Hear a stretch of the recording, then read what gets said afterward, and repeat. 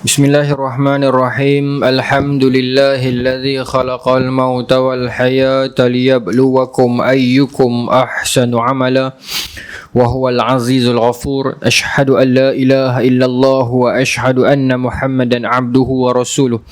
Wa nusalli wa nusallim ala sayyidina Muhammadin wa ala alihi wa sahbihi ajma'in. Radina billahi rabba wa bil islami dina wa bi Muhammadin nabiyya wa rasulah. Tuan-tuan, puan-puan, muslimin, muslimat yang dirahmati Allah, Assalamualaikum warahmatullahi ta'ala wabarakatuh. InsyaAllah tuan-tuan dan puan-puan, malam ni kita menyambung lagi sirah para rasul. Kita menggunakan pakai kitab Qisasul Anbiya karangan Al-Imam Ibn Kathir. Kita berhenti bulan lepas pada peristiwa kaum umat Nabi Saleh nak bunuh unta Nabi Saleh tersebut. Saya sebutkan beberapa nama sebelum kita habis bulan lepas, iaitu yang antaranya adalah Qidar bin Salif, antara ketua yang membunuh mereka unta tersebut. Kemudian ada dua nama perempuan. Yang pertamanya Saduq binti Al-Mihya ibn Zuhair bin Al-Mukhtar, dan yang kedua yang bernama Unaizah binti Ghunaim. Kedua-dua perempuan ini adalah kedua-dua orang perempuan kaya yang menjadi penaja kepada sesiapa yang sanggup nak bunuh unta Nabi Saleh. Maka dua orang perempuan ni sanggup, willing to be a sponsor, sanggup nak jadi penaja. Unaizah binti Ghunaim ni, dia taja di sudut macam mana. Anak dia ada perempuan 3 orang.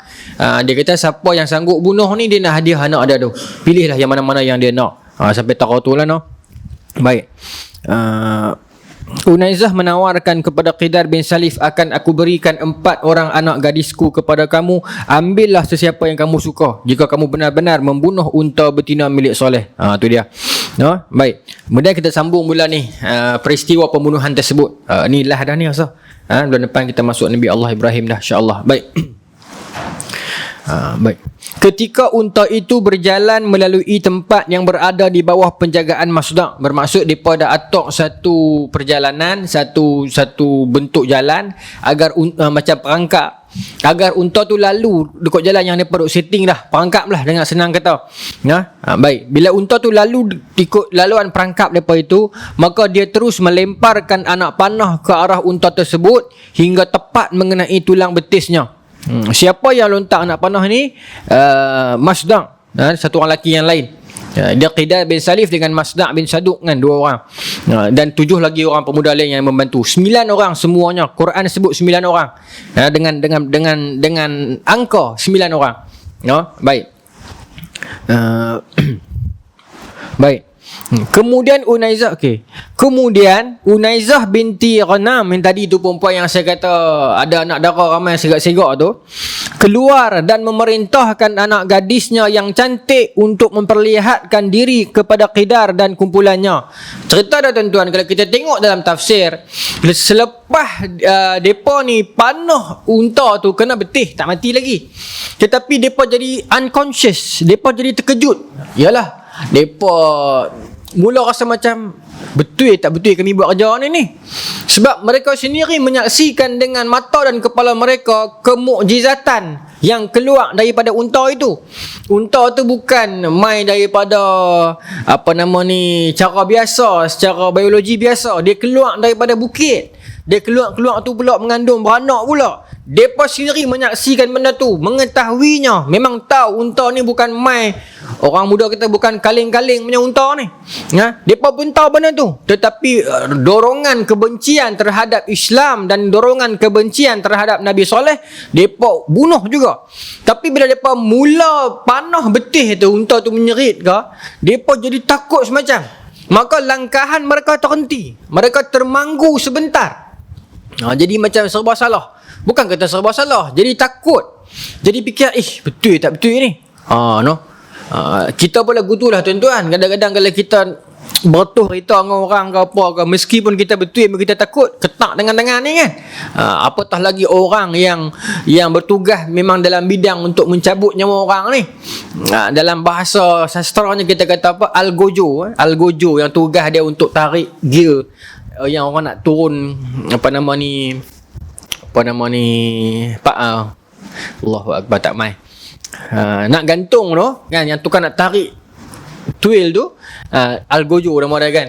Itu yang Lolok buat lagu apa nama ni, yang kata sang Algojo, nanti dulu, dia kata kan. Nanti saat Algojo, nanti dulu. Berikan ku kesempatan saat ini ke apa, untuk menyatakan kalimah sebenar. Maksudnya nanti saat Algojo, dengan tarik lagi tali ni, berikan masa sebentar aku nak mengucap. Itu kata kalimah sebenar tu. Ya. Tapi orang yang bertugas bidang tu tak tahulah lagu mana mereka rasa kan. Tapi pokoknya adalah mereka ni bila dia buat lagu tu, dia jadi takut terberhenti sat. Bila terberhenti sat, main sponsor tengok tak boleh jadi. Aku sudah keluar duit banyak, seorang buat kerja, tapi berhenti tahun ni. Maka Unaizah binti Ghanam ni, dia terus perintahkan anak-anak dara dia 4 orang ni keluar pergi duduk depan pemuda-pemuda tu, memperagakan diri mereka. Tak sebut dengan jelas memperagakan lagu mana, menari ke apa tak tahulah. Tetapi memberikan semangat kepada mereka untuk buat kerja jahat tu lagi. Maka keluarlah keempat-empat anak Unaizah binti Ghanam ni dan memperagakan diri mereka, memperlihatkan diri mereka kepada Qidar dan kumpulannya. Tak tahulah mereka buat apa, menari ke Gangnam Style pun tak tahu, tapi mereka buatlah, tunjuklah apa-apa pun bagi Qidar ni rasa semangat. Orang jantan ni tak boleh tengok ada perempuan dia jadi semangat lebih sikit. Setengah orang lah, bukan semua lah. Kita boleh dah main lapis-lapis atas ni, korang lah macam tu. Tapi zaman-zaman sekolah ni tuan-tuan, kalau ada perempuan ni masa tu lah kita nak jalan kepak sikit. Orang perempuan nak tengok kan. Rambut pun nak musikat rapi sikit masa tu lah. Tapi bila kita dah main berumur ni, benarlah perkahwinan itu menundukkan pandangan. Anak-anak muda kalau tengok video ni, benarlah perkahwinan itu dia menundukkan pandangan. Meskipun kita mungkin tak berubah, nak berubah sangat lagi, tapi sedikit sebanyak memang dia membantu. Dia menundukkan pandangan kita. Kita kurang sikit lah. Kalau tidak tuan-tuan, yes, perempuan itu dengan adanya mereka, kita jadi jalan berkepak sikit kan? Kita jadi mula nak buat kemas sikit. Kalau sama-sama orang lelaki ni, kalau ada sama-sama kawan, salah seorang member kita ni jenis suka buat kemas depan perempuan, kita cukup pangkah kan, duduk depan perempuan dia mula nak dikemas lebih lah, cukup tak boleh kan. Lagu tu zaman sekolah banyak macam tu kan. Tidak dalam lawak orang kita elok ya, tapi bila main perempuan lalu dia mula nak kemas, mula nak kata kat kita, mula nak tolak kepala kita. Ada lagu tu sebenarnya kan, tapi tu semua sama budak-budak lah. Kita dah main tour ni tak ada lagu tu dah kot kan. Perkahwinan dia menundukkan pandangan dan kita kurang dah. Dia banyak membuatkan kita jadi slow. Kita dah kurang bertengkar dengan orang dah. Kita tidak terburu-buru menulis dalam media sosial. Banyak dah tuan-tuan. Perkahwinan ni dia banyak tarik, dia bagi kita slow sikit dah. Kalau kita dah menikah lama, umur 40 lebih, tapi duduk perangai duduk budak lagi tuan-tuan, kena check balik kat mana silap kita. Duk tengkak dengan orang lebih kurang lagi ni, kena check balik kat mana silap kita. Kita dah mai umur-umur dekat-dekat 40, masuk 3 series, nak masuk 4 series ni, dekat dah kita dengan mati. Bukan kata muda tak mati, muda pun mati. Tapi yalah, mati tak tahu bila. Tapi adat ni kata ni, tua ni dekat dengan mati ni. Kita tak tahu tuan-tuan. Bila-bila boleh mai. Baik. Maka Qidar ni bila dia tengok perempuan tu memperagakan diri mereka, maka menjadi bertambah semangat lah. Tu tambah semangat. Perempuan duk ada tengok ni, duk memperagakan diri. Saya rasa lah tuan-tuan, mungkin ini juga sejarahnya. Bila mana orang buat mana-mana match, orang buat mana-mana league, mana-mana pertandingan, mana-mana competition pun kena ada perempuan. Tak tahulah, ini pandangan peribadi, tak tulis dalam ni lah. Kita buat perlumbaan Grand Prix kan, kita nak tengok lah pelumba-pelumba tu, Rossi lah apa semua ni. Tapi siapa nak kena ada perempuan, nak kena pakai lagu tu ya. Kemudian F1 lah, apa-apa perlumbaan lah kena ada perempuan juga duduk main bawa hantar barang ni, kukik-kukik pergi balik ni. Duk kena ada juga, pasal nak menimbulkan semangat. Tak tahulah, menimbulkan semangat ke, mewarnai pertandingan tu bagi cantik ke. Sesungguhnya memang perempuan itu hiasan dunia. Al-Quran pun sebut ya, zuyina linnas hubbus syahawati minan nisa kan. Tuhan indahkan dunia itu dengan kecintaan kepada wanita. Dia tak kata ada lelaki. Pasal jarang orang buat nak hias majlis ni ada lelaki kan. Jarang lah orang nak buat tengah-tengah duk beratur nak berlumba kereta Formula 1 tu, lelaki duk pegang payung dengan misai, dengan berjambang apa, tak ada lagi lah. Selalunya dia buat perempuan lah. Tuhan uji kita tu. Baik. Dalam kes ni pun sama lah. Nak tiupkan semangat, maka ambil perempuan No? Baik. Sambung, no? Bahkan dalam sirah Islam sekalipun, ketika mana Allahu Akbar, saya lupa, perang Yarmouk, perang dengan Rom tu, yang bila mana tentera Rom keluar ramai tu, tentera Islam tengok terkejut, mereka ada yang patah balik. Orang-orang yang bukan Yarmouk, perang dengan Rom, Mu'tah awal 8 Hijrah. Yarmouk lah, sebab perang selepas daripada orang Mekah dah masuk Islam dah ni. Perang kemudian pada tu dah. Baik. Dalam perang itu ada beberapa tentera Islam yang baru, yang bukan dalam kalangan sahabat yang akbar ni, yang baru-baru ni, patah balik. Bila patah balik, seorang sahabiah wanita, seorang sahabat perempuan ni, Hindun bini Abu Sufyan, dia cabut palang kemah, dia hambat orang lelaki tentera Islam patah balik di sana. Tu Hindun, jasa dia tu. Meskipun kita membaca sejarah dia peringkat awal dia sekian, tapi setelah dia masuk Islam, jasa dia banyak juga kepada Islam. Dia antara orang yang hambat. Sebab tu setengah orang kata perang tu dijuluki sebagai perang wanita. Ada sebut sebagai perang tiang kemah. Masa Hindun dia tarik tiang kemah tu, dia hambat tentera-tentera Islam hak muda-muda, hak patah balik ni, kita pi buat malu lah. Kami lagi seronok kalau hampa pi, hampa mati, pulang dengan nama syahid daripada hampa lari bawa tubuh badan. Kami dapat tubuh badan hampa, tapi dapat nama yang suami kami lari balik. Tak mau. Pi. Dia hambat dengan tiang kemah Hindun. Itu pun peniup semangat juga. Peniup semangat juga. Dan kita pun dalam hidup ni pun, antara peniup semangat kita perempuan juga, ibu kita. Antara faktor yang kita nak berjuang, nak mengaji sungguh-sungguh, nak kerja elok-elok kan, nak bagi dia kehidupan yang stabil pun mak kita antara sebab. Isteri kita, anak kita kan antara sebabnya. Baik. Maka tuan-tuan, Qidar menjadi bertambah semangat bila melihat itu. Kemudian dia pun terus menghujamkan pedang, tikamlah dengan kuat ke arah unta tersebut, sehingga urat kaki unta itu terputus dan jatuh tersungkur ke tanah. Setelah itu Qidar berteriak sekuat memperingatkan anak unta itu, lalu menusuk leher unta tersebut dan menyembelihnya, sementara anak unta itu lari ke puncak gunung dan berdoa sebanyak 3 kali.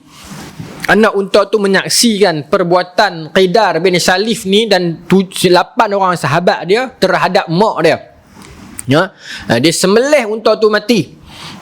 Abdul Razak meriwayatkan dari Muammar, dari seseorang yang mendengar dari Hasan al-Basri bahawa anak unta itu mengatakan, "Ya Tuhanku, di mana ibuku?" 3 kali. Selanjutnya ia masuk ke dalam batu itu, lalu anak unta itu menghilang. Tapi ada 2 pendapat tentang anak unta ni, yang trusted. Satu kata anak unta itu dia tengok perkara tu, dia bersedih, dia lari ke puncak gunung dan dia masuk balik dalam gunung, dia hilang macam tu saja. Pendapat kedua mengatakan anak unta tu pun kena sembelih juga. Baik.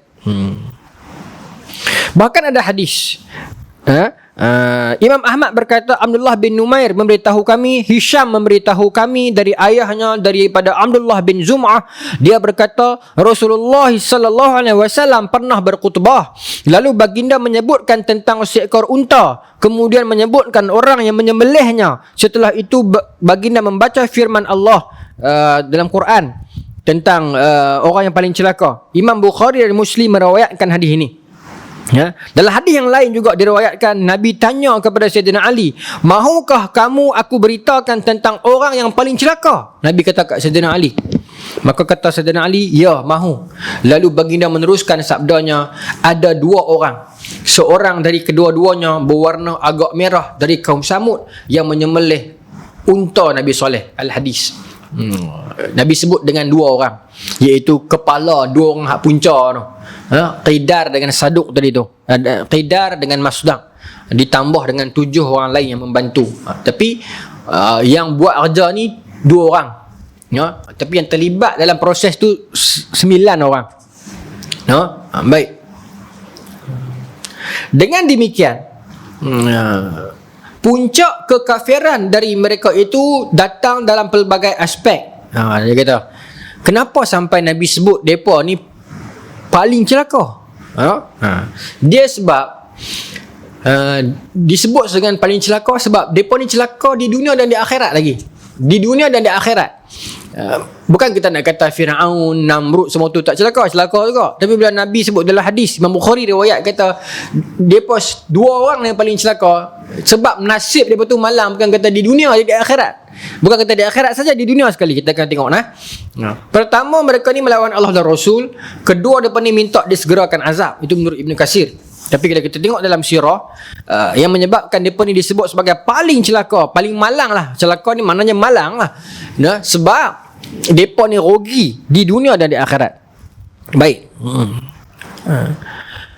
Ulama menyebutkan bahawa ketika mereka menyembelih unta, orang yang pertama kali menyerang unta itu ialah Qidar bin Salif laknatullah alaih, sehingga unta itu terpelanting jatuh ke tanah. Lalu mereka beramai-ramai membunuh dan memotong-motong dengan pedang mereka. Ketika anak unta itu mengetahui akan perkara itu, maka ia lari ke atas gunung, menjauh diri dari mereka dan melenguh sebanyak 3 kali daripada atas gunung. Baik, dia bunuh unta tu.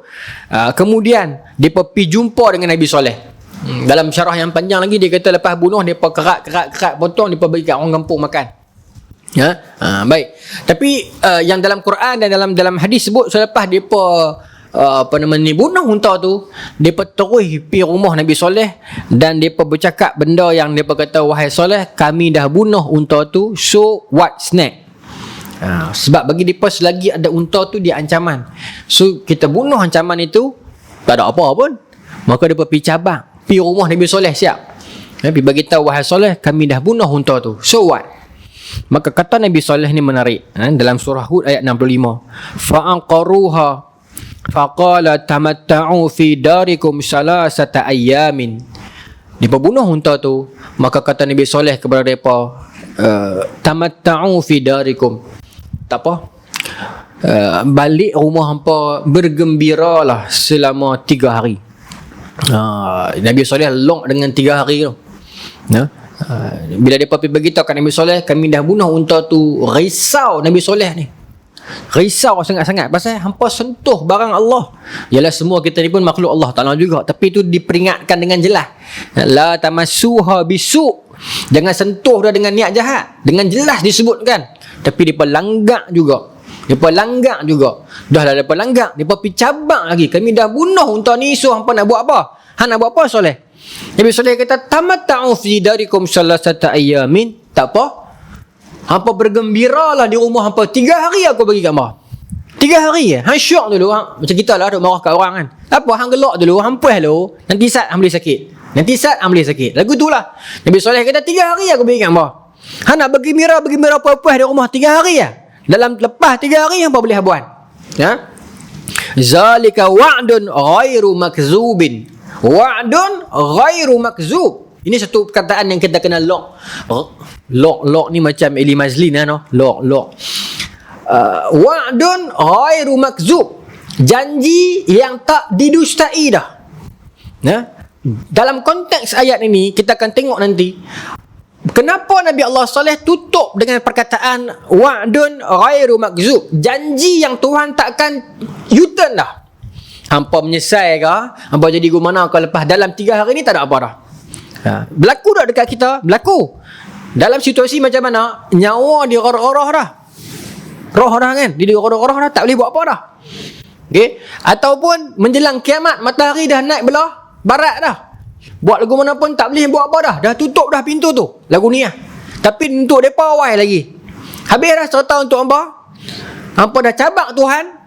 Okey. Lah ni ada masa lagi 3 hari bergembira lah. Lepas tu akan mai satu benda yang Tuhan takkan patah balik dah.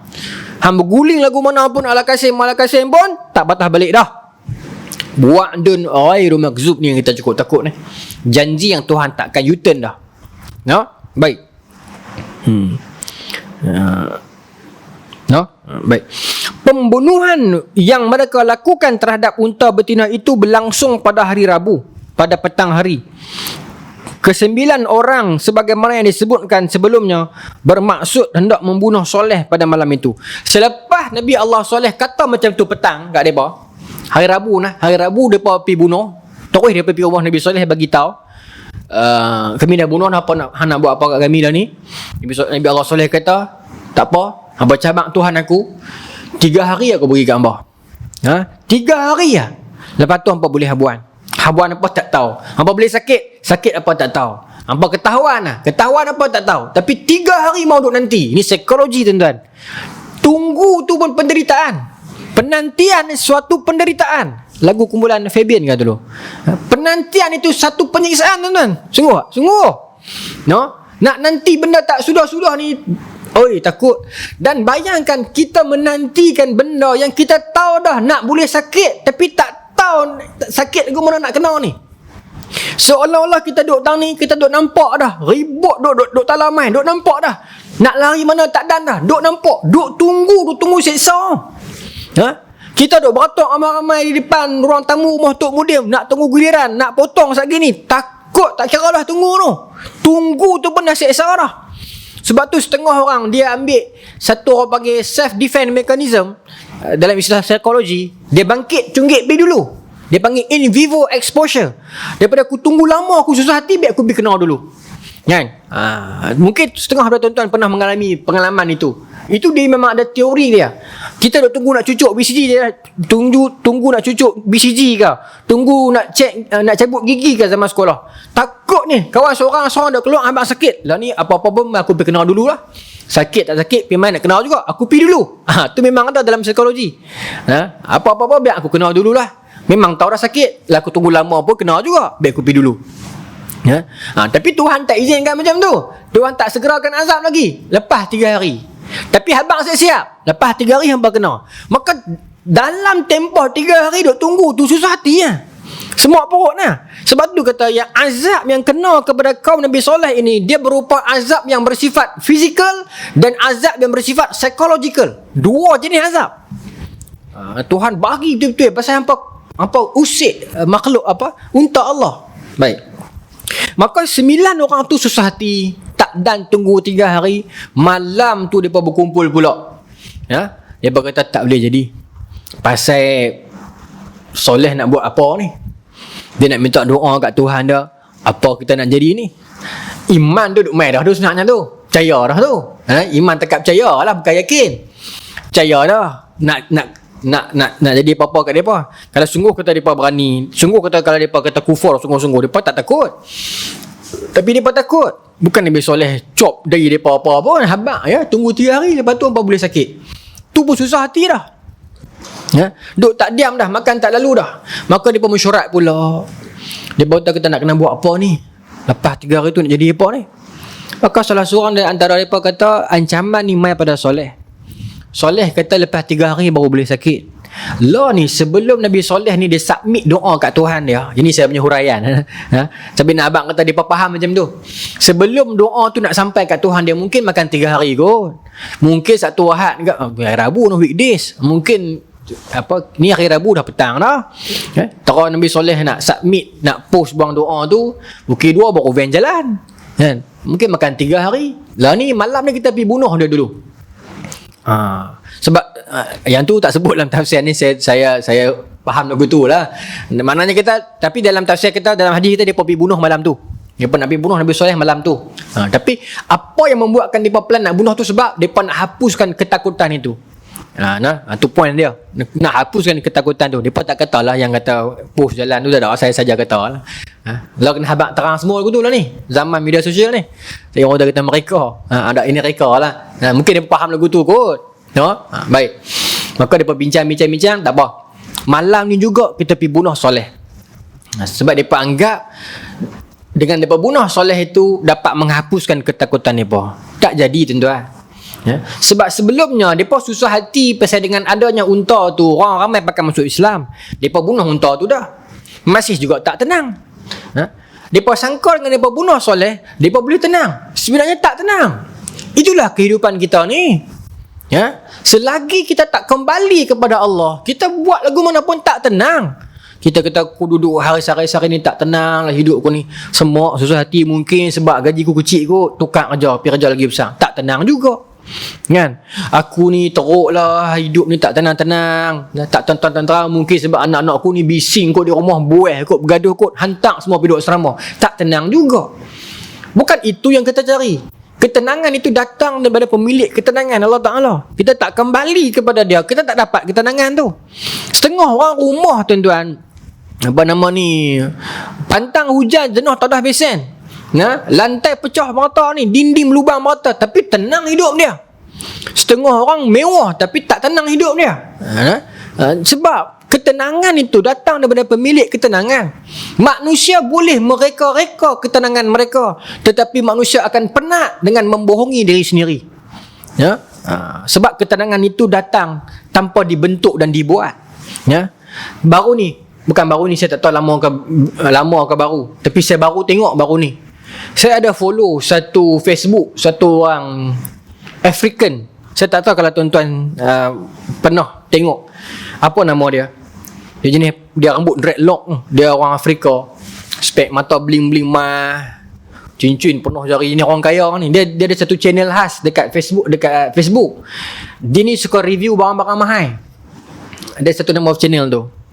Rambut dreadlock, spek mata bling-bling mah. Orang Afrika lah. Dia hisap curut tu harga sampai berpuluh-puluh ribu. Dia suka review benda-benda mahal. Saya tengok episod sebelum ni, dia pada jual curut tubuh diamond harga dekat berapa ratus ribu USD. Dia bubuh diamond pula kat curut tu sebatang. Orang yang Afrika ni saya tak tahu nama, saya tak ingat dah. Tapi dia ada channel dekat Facebook tu. Orang barang-barang mahal ni dia suka pergi review barang mahal pelik-pelik kan. Baru ni dia review satu syarikat jual udara besar ni. Duduk dalam botol, dalam ni ada oksigen. Lepas tu dia bagi satu free macam penutup buka hidung tu. Okey, tekan spray ni, udara tu masuk. Kita beli ikut nak udara apa? Udara Everest, udara di pendalaman China. Ada rupanya. Dia tu sendiri dia kata, tu dia lah perniagaan yang paling aku tak sangka wujud atas dunia ni. Hampa dah buat dah, hampa menjaga udara, dia kata kat kawan tu lah. Kemudian ada satu udara di Jepun kot. Duduk dalam botol satu botol tu belah-belah ribu USD. Kan lebih lagi apa? Tok di hidung ni tiup akan rasa tenang, dah bau Jepun kan. Dia kata sedap kan. Lepas tu dia kata apa ni? Aku ingat tak ada orang nak menjaga udara nak menjaga ke mana? Rupanya hampa menjaga. Satu tin ni berapa belah ribu. Saya lupa nama dia. Saya suka tengok benda merepek ke tu. Tapi dia tambah ilmu, bukan tambah ilmu, tambah apa nama ni, pengetahuan kita kan. Dia biarlah dia dreadlock semua tu dia bukan Islam. Tapi nak tengok apa permainan dunia. Kita kena tengok juga benda tu semua kan, baru kita tahu dunia lah macam tu. Orang sanggup berhabisan duit dan benda tu laku. Macam mana tuan-tuan tak boleh fikir benda spray lagu tu 14,000 USD. Buang duit lagu tu lah. Tapi orang boleh buat. Orang ada duit ni orang boleh buat. Baru ni saya tengok perempuan saya cerita, ada satu orang tu dia pergi bukan honeymoon, dia pergi tidur dengan lelaki dia di satu hotel mana, orang Malaysia lah. Satu malam hotel dia tu harga dekat 20,000 satu malam. Saya tak tahu siapa dia. Perempuan saya cerita, saya tak tengok sangat hati-hati ni. Uish, ada satu malam harga lagu tu. Tak tahulah. Tapi di musim-musim orang tak ada duit ni, jangan tunjuk lagu tu lah. Kesian kat orang. Pasal Malaysia ni jadi lagu tu dah ni tuan-tuan. Gap. Kaya terlampau kaya, susah terlampau susah. Dulu benda ni berlaku di mana? Di China. Sekarang ni dah minimize dah. Gap tu dah makin halus dah. Gap orang kaya dan miskin. Yang banyak saya pergi Mesir banyak lagi. Kawasan orang kaya nampak kaya sungguh, kawasan orang miskin sungguh. Di Indonesia, kalau kaya sungguh, kalau miskin sungguh. Di India, Malaysia saya rasa ke arah tu dah lah ni. Gap tu terlalu besar. Ada orang misi rumput sehari, tak nak beli RM20 pun. Tapi ada orang tak salah jadi kaya. Bukan saya nak kata salah jadi kaya tu. Saya nak kata Imam Ghazali sebut, kalau berlaku jurang terlalu besar antara yang senang dan susah, itu tandanya kawasan itu ataupun kedaulatan itu ada rasuah. Ada rasuah. Baik, saya sambung lah. Maka mereka plan nak pergi bunuh Nabi Allah Saleh malam tu. Keinginan mereka untuk melakukan pembunuhan terhadap Nabi Saleh dan keluarganya di malam itu sudah bulat. Seakan-akan sudah berada di ubun-ubun mereka. Abang kata daripada tekad betul-betul dah nak bunuh Nabi Saleh.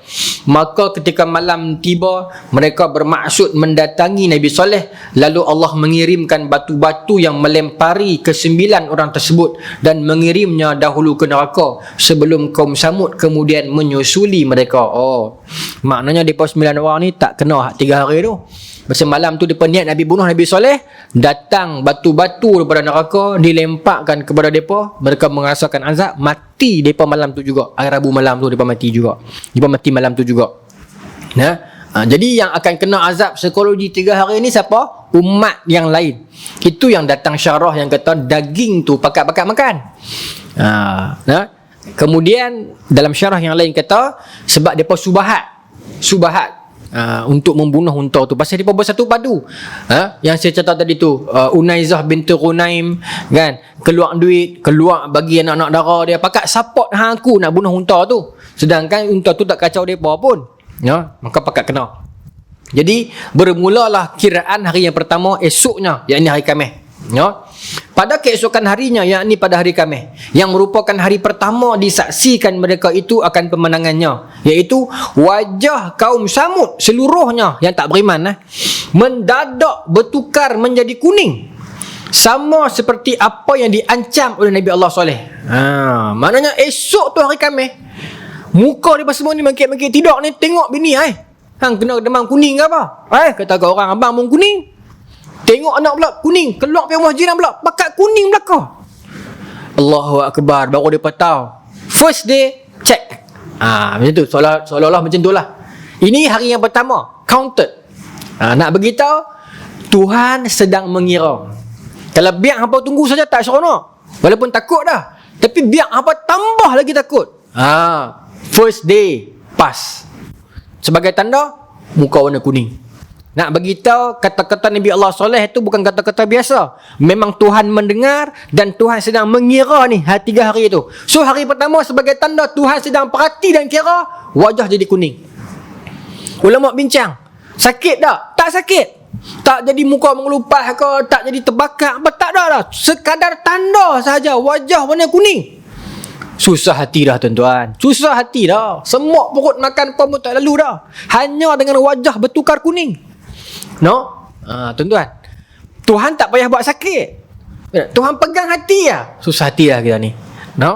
Baik, saya pergi laju sikit lah, sebab saya nak habiskan malam ni juga Nabi Allah Soleh. Baik.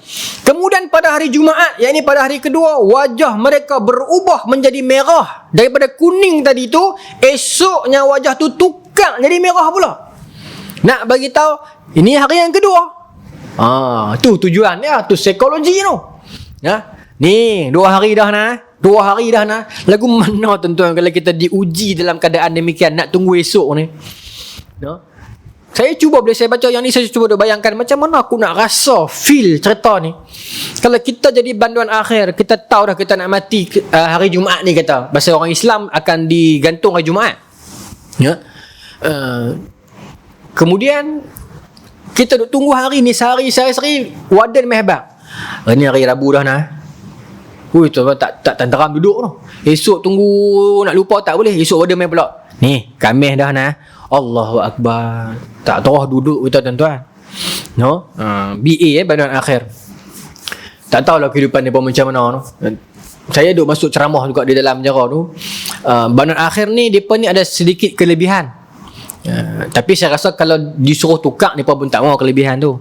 Kelebihan depa ni lebih istimewa berbanding banduan lain. Depa ada lebih, orang kata apa, macam depa boleh komplain makanan, depa boleh bebas sikit dalam tu. Kalau waris-waris mai pun depa boleh jumpa tu tak payah beratok. Dengan macam waris lain kena beratok, depa tak payah beratok dah. Kelebihan sikit. Dan makanan depa pun sedap sikit. Ayam depa makan ayam depa tak ada tulang buang siap-siap. Tapi warden kata bukan sebab tu, sebab takut depa bunuh diri. Lepas tu tulang buang siap-siap. Dan menantikan hari. Tapi tu kata depa ni boleh komplain dekat bahagian masakan tak sedap, kali ni makan tak sedap, boleh komplain. Tapi tu saya kata kalau boleh tukar pun depa tak mau duduk tempat tu, duduk nanti hari tu.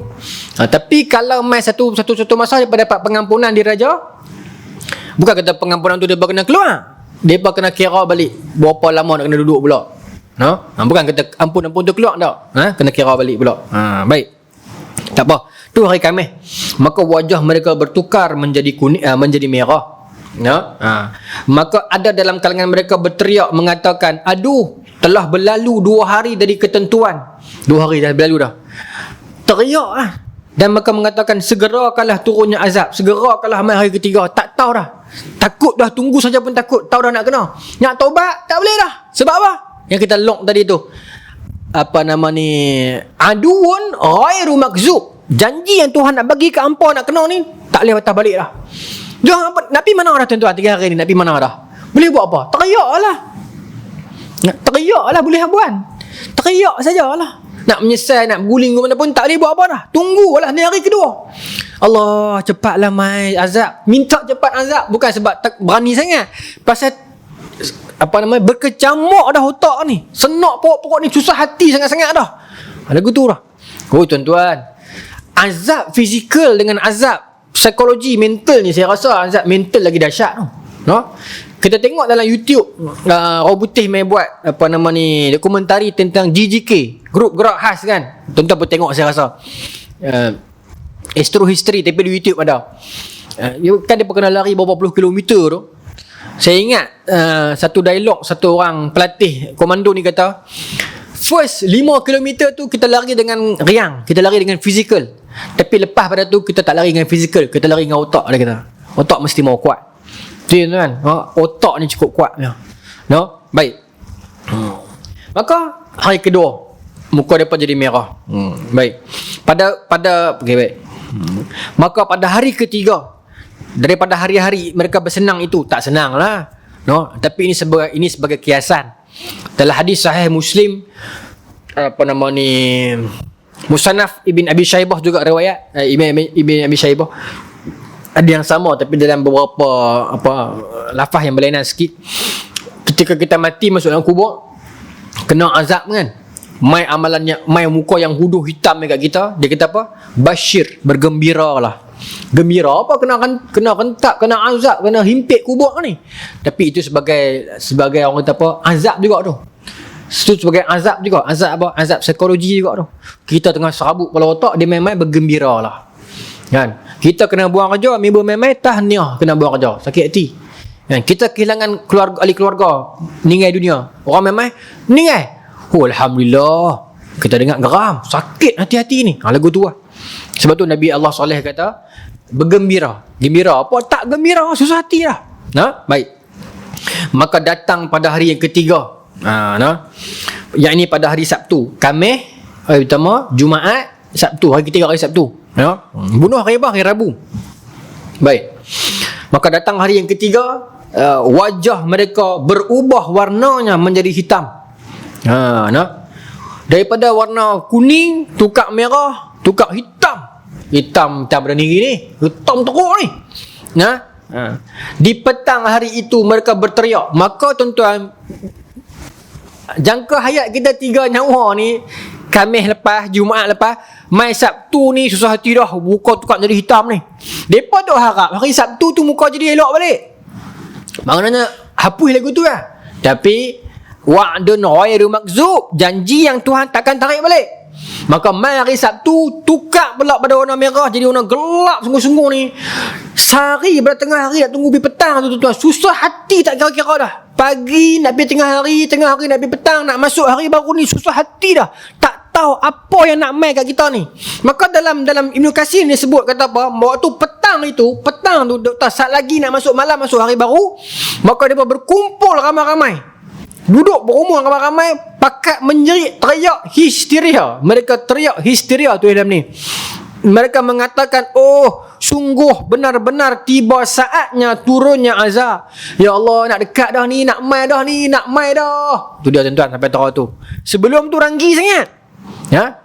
Tuhan bagi 3 hari ni, 3 hari yang Tuhan tak bagi sakit apa pun, tak kirim ribut apa lagi pun, tak kalih bumi lagi pun, tak hantar ombak apa lagi pun, tukar warna dah, tukar cat dah, susah hati dah, teriak dah, teriak dah tuan-tuan. Baik.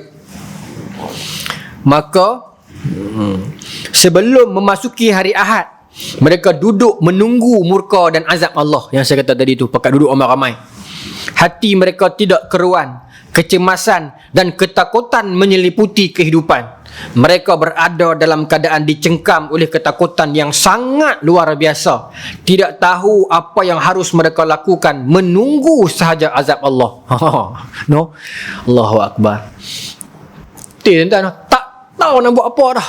Tunggulah pasrah nak kena ni. Baik. Apakah azab yang akan dikenakan kepada mereka ketika terbitnya matahari hari Ahad, sebagaimana dijanjikan soleh? Terdengar suara yang amat kuat dari langit dan gempa yang sangat dahsyat dari bawah mereka, sehingga nyawa-nyawa mereka melayang. Yang tertinggal hanyalah tubuh-tubuh kaum Samud bergelimpangan dan tidak bernyawa. So azab yang kena pada mereka ni adalah sayhah, satu pekikan yang sangat kuat. Bukan kata memecahkan gendang telinga, memecahkan jantung habis semualah.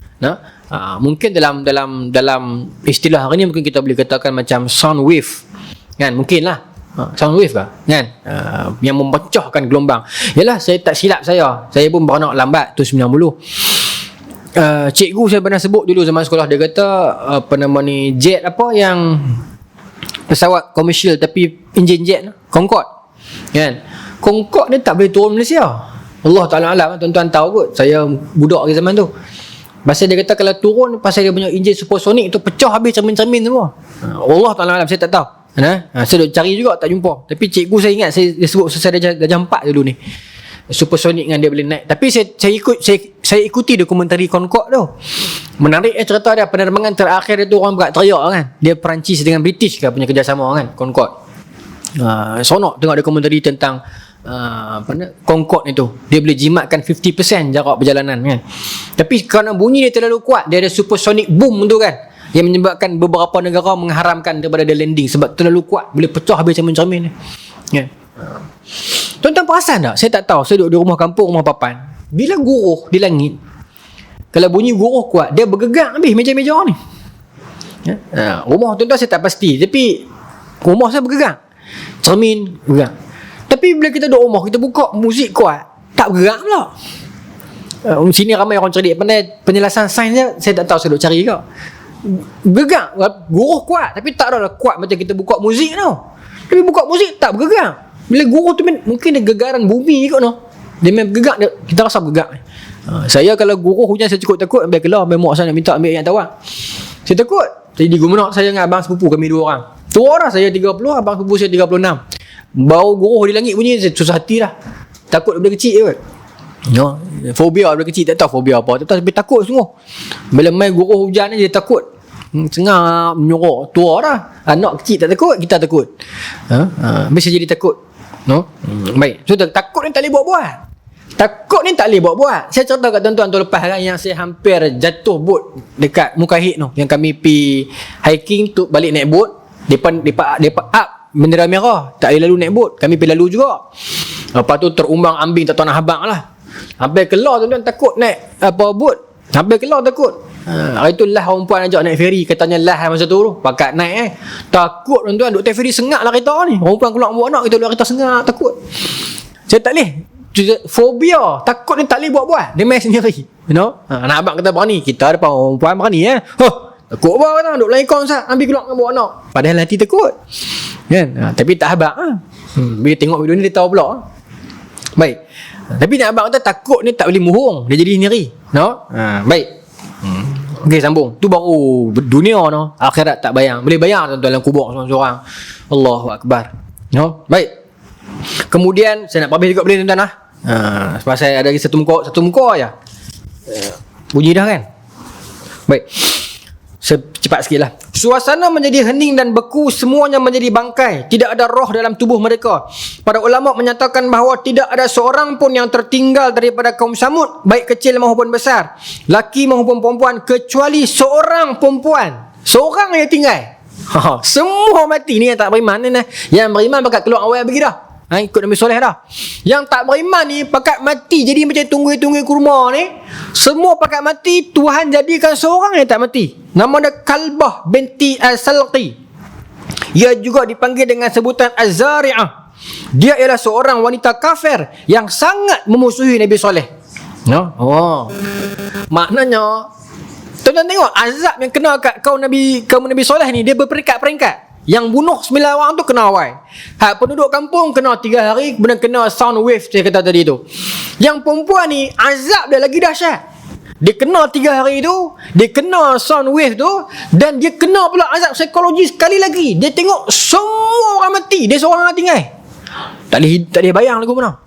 Dia seorang yang tinggal, keliling dah semua mayat belakang, bergelimpangan merata duduk ni.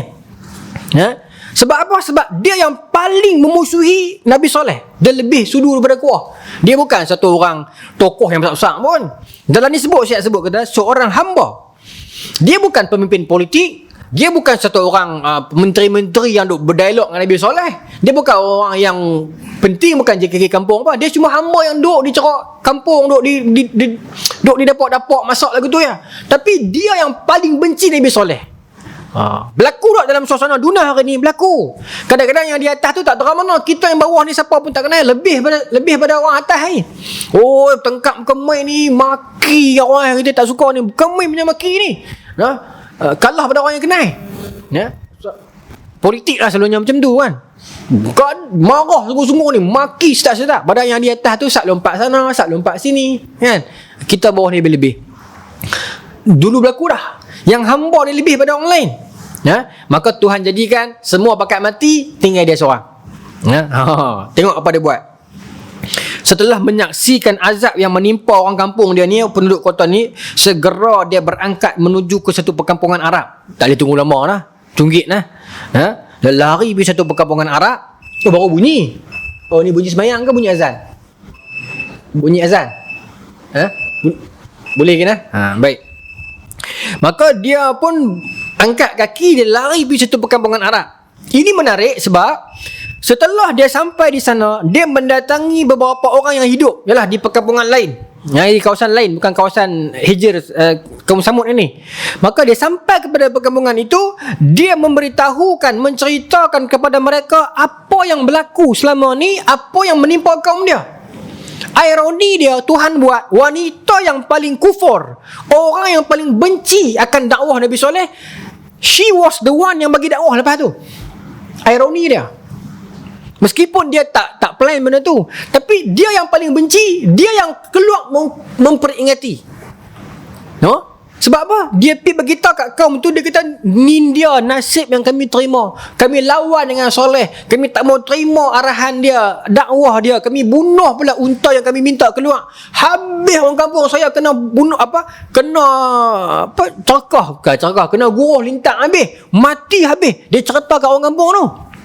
Maknanya secara ironi dia yang paling musuh dengan dakwah, akhirnya dia yang buat kerja dakwah secara dia tak sedar. Meskipun tak ada pahala dah masa ni, dia akan mati juga. Tapi sengaja Tuhan tundakan kematian dia, nak suruh dia pergi buat keluar berita ni. Sagi dia akan mati kah? Sagi dia akan mati juga ni. Cuma saja Tuhan buat sebagai orang kata apa, pengajaran kepada kita. Tuhan boleh ubah tuan-tuan. Tuhan boleh ubah.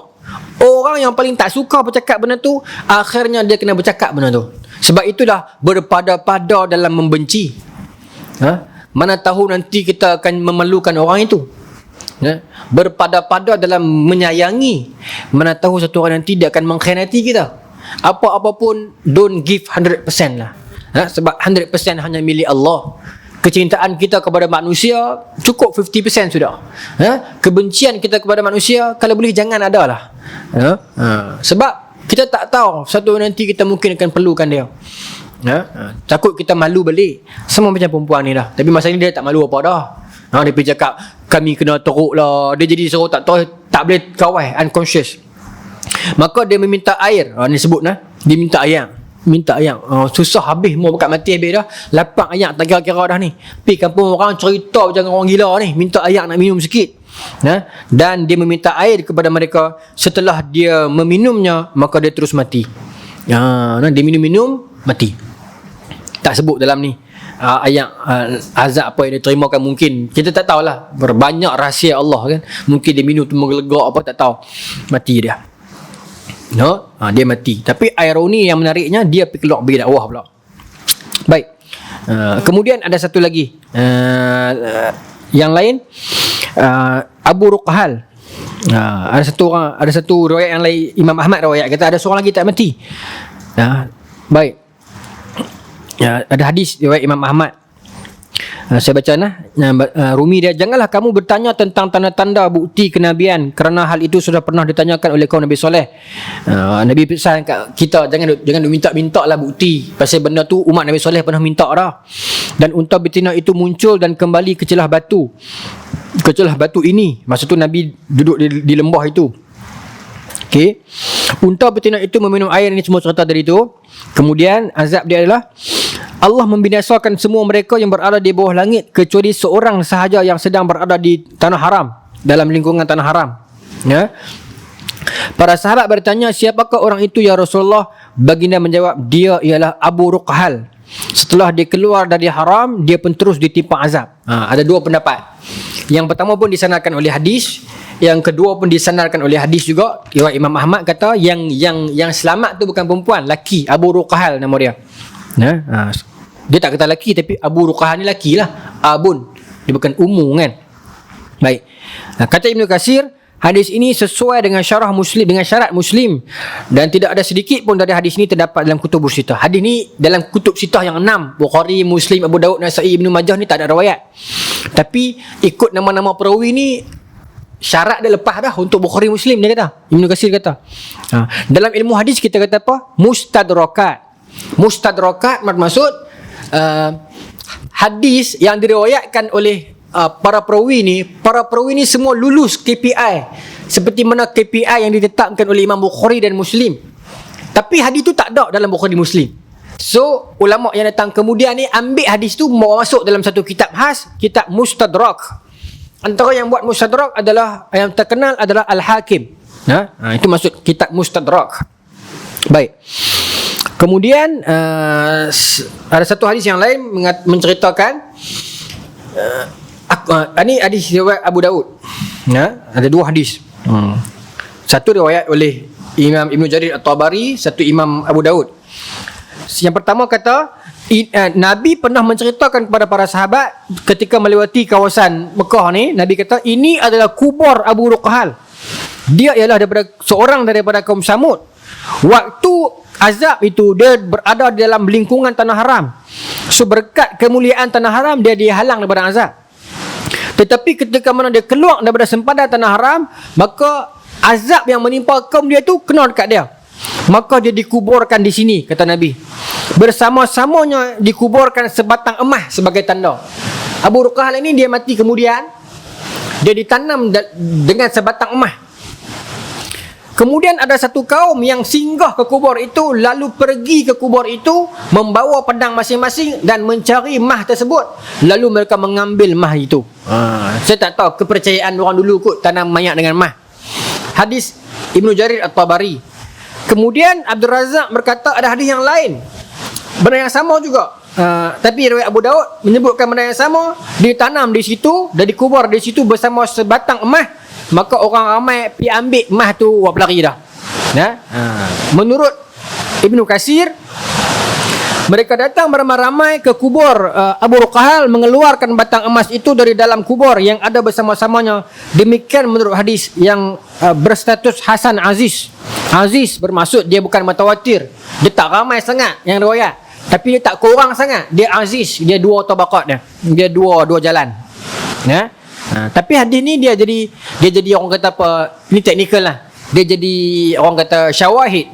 Dua riwayat, satu ambil daripada Abdullah bin Umar, satu daripada Ismail bin Umayyah. Tapi Ismail bin Umayyah ni dia mursal sebab dia bukan sahabat. Sebab Ismail bin Umayyah memberitahu kami bahawa Nabi bersabda, bermaksud dia skip sahabat, mursal. Tapi Ismail bin Umayyah ni dia siqah, dia meninggal 137 Hijrah. Cuma dia skip, dia tak sebut nama sahabat. Jadi mursal. Jadi dhaif lah hadis ni. Tapi untuk sirah tak ada masalah. Dia bukan untuk hukum hakam yang melibatkan halal haram, bukan perkara akidah. Tak ada masalah untuk sirah. Baik. Maka sebagai penutupnya tuan-tuan, Ibnu Katsir datangkan sebuah hadis tentang Nabi pernah, tuan-tuan pun tahu hadis ni saya rasa, Nabi pernah melewati mayat ataupun kuburan orang musyrikin Mekah selepas peristiwa Badar.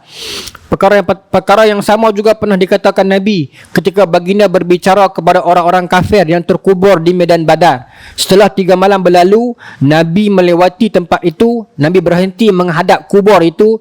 Sedang baginda berada di atas kenderaannya. Baginda berkata, "Wahai penghuni kubur, apakah kamu telah mendapat kebenaran janji oleh Tuhan kamu? Kerana sesungguhnya kami telah mendapat kebenaran janji oleh Tuhan kami." Ya, ini cerita dalam sirah, dalam hadis pun ada. Memang dalam hadis dah cerita ni. Iaitu setelah peristiwa Badar, Nabi naik kuda, Nabi pergi dekat kubur. Ada kata bukan kubur, mayat lagi, tak tanam lagi. Tapi Nabi pergi panggil seorang-seorang. Abu Jahal, seorang-seorang Nabi panggil. Nabi kata, macam mana? Okey ke hangpa dalam kubur tu? Seronok tak? Hangpa dapat janji tak dapat janji Tuhan berhala hangpa? Nabi kata lagu tu. Maka Sayyidina Umar tanya, "Ya Rasulullah, apakah engkau berbicara dengan orang yang mati? Orang yang telah menjadi bangkai?" Maka jawab Nabi, "Demi Allah yang menguasai jiwaku, kamu tidak lebih mendengar apa yang aku katakan itu daripada mereka. Cuma hanya saja mereka tidak dapat menjawab." Benda ni orang bincang. Boleh tak boleh mayat dengar kita cakap di atas kubur? Kalau ikut Al-Quran, surah Al-Fatir, Tuhan sebut mayat tak dapat dengar apa yang kita cakap. Tapi ada hadis yang lain, saya cari petang tadi tapi saya tak boleh print. PDF dia tak boleh print, tapi saya screenshot siap-siap. Saya minta izin, saya buka telefon, saya screenshot petang tadi. Ada hadis dalam Sahih Muslim, Anas bin Malik kata daripada Rasulullah SAW, "Inna maita iza wusi'a fi qabrihi innahu la yasma'u khafqa ni'alihim." Ini tuan-tuan tahulah dia ni, ni'alihim. Apa? Kasut. Izan sarafu. Kata Nabi, Anas bin Malik riwayat, ini hadis riwayat Imam Muslim. Nabi kata sesungguhnya mayat dalam kubur dia boleh dengar tapak kasut orang yang tinggalkan dia tu. Dia boleh dengar tapak kasut. Ya. Baik. Sebab tu ada ulama yang kata mayat tak boleh dengar suara orang kubur, suara orang di atas. Sebab berdasarkan ayat Quran itu. Okey. Tetapi orang bincang, habis hadis ni sahih yang Nabi pergi cakap dengan Abu Jahal semua ni. Maka kata ulama yang tak setuju, dia kata hadis ni khusus untuk peristiwa tu saja. Khusus untuk Nabi sahaja. Orang lain tak boleh. Satu. Yang kedua, orang kata, ulama kata, ni ulama yang tak setuju. Dia berkata yang hadis dalam Sahih Muslim yang kata mayat dengar tapak kasut, itu khusus untuk tapak kasut, bukan suara orang. Itu yang tak setuju. Dia ada dua. Ada yang setuju dan yang tak setuju. Saya bawa dua-dua. Baik. Kemudian ini saya ambil dalam PDF tadi tu, Syekh Atiyah Saqar, Ketua Lajnah Fatwa Al-Azhar kan, Syekh Atiyah Saqar. Baik. Dia kata apa? Waja'a anna Nabi sallallahu alaihi wasallam syar'a li ummati assalam ala ahli al-qubur. Assalamu alaikum daral qaumi mu'minin. Wa hadza khitabun liman yasma'u wa yaqil. Wassalafu mujmi'una ala zalik. Rawahu an-Nasa'i wa Ibnu Majah. Fasama'u al-mauta lil kalamil ahya'i sabit. Maka kata Syekh Atiyah Saqar, Syekh Atiyah Saqar berada dalam kelompok yang kata mayat memang dengar. Sebab ada hadis Imam Nasa'i riwayat kata mayat bila kita melewati kubur, Nabi suruh kita bagi salam. Apa lafaz dia? Assalamualaikum dara qaumi mu'minin. Assalamualaikum kepada penduduk rumah orang beriman kan. Kalau kita buka dalam kitab tahlil lagi panjang kan. Baik. So ini menjadi isyarat, kata Syekh Atiyah kata ini menjadi isyarat kata depa dengar, bahkan depa menyedarinya, bahkan depa menjawab. Ya. Cuma kita tak dengar lah. Ya. Maka kata Syekh Atiyah Saqar, fasama'ul mauta lil kalamil ahya sabit. Orang yang mati mendengar kalam orang yang hidup itu sabit dengan hadis. Memang ada dalil, bukan saja kata, bukan kita saja reka. Kemudian dipetik oleh Imam Ibn Qayyim Al-Jauziyah kata ahadis wal asar tadullu ala anna zaira mata jaa alima bihil mait wa sami'a salamahu wa anisa bihi warada alaihi wa haza warada alaihi ni maksud jawab. Maksudnya ada dalil hadis dan asar mengatakan orang yang pergi ziarah itu bagi salam, dan orang di dalam kubur itu wasami'a salamaha mendengar salam orang di atas, waradda alaihi, dan menjawab salam mereka itu. Ya, haza amun fi haqqi syuhada'i wa ghairihim fa innahu la yuwaqqasu qala huwa asah. La yuwaqqasu maksud dia tak terlimit dalam beberapa keadaan sahaja. Memang dengar. Ya, memang dengar. Cuma kita setujulah ada dua pandangan yang berlainan. Ada kata tak dengar, ada kata dengar. Kita pun tak tahu, kita bakal tak mati belakang lagi. Tapi ada yang kata tak dengar tadi, dia kata berdasarkan ayat Quran surah Fatir tadi tu, yang kita takkan dengar dah. Ya. Cuma adalah hadis yang sahih, Nabi cakap memang dengar, itu khusus untuk Nabi. Dan bunyi kasut memang dengar, itu khusus bunyi kasut, bukan orang sembang. Tapi ulama yang lain mengatakan tak dengar, bersandarkan hadis yang lain yang kata Nabi suruh bagi salam, dia jawab. So itulah perjalanan para ulama di dalam mengeluarkan hukum.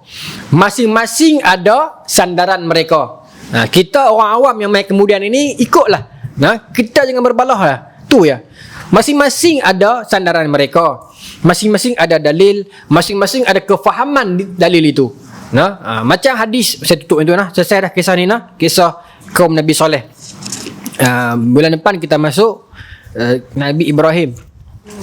Tapi dia buat satu bab yang ringkas tentang perjalanan Nabi ke Al-Hijr, tengok macam mana. So begitulah perjalanan para ulama dalam menerbitkan hukum, kefahaman mereka. Kalau kita tengok dalam hadis tentang qunut misalnya, tapi saya tak mau sebutlah secara ni. Masing-masing ada dalil mereka tentang jahar membaca bismillah itu kuat ataupun pelan.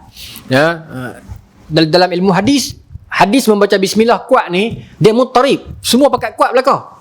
Yang baca kuat pun kuat, yang baca pelan pun kuat. Tapi adalah ulama kita lah, Imam Syafi'i, Imam Malik, Imam Hanafi, Imam Hanifah, apa kefahaman mereka yang menerbitkan jalan-jalan mazhab yang ada berbeza-beza, tapi semuanya di bawah lingkungan dalil dan hujah. Yang kita orang awam ini tidak akan dipersoalkan dengan benda tu. Kita orang awam kita terima. Jadi kita tak perlu berbalah pun sebenarnya. Tak perlu berbalah. Wallahu taala alam. Bulan depan kita sambung bab yang seterusnya. Bismillahirrahmanirrahim.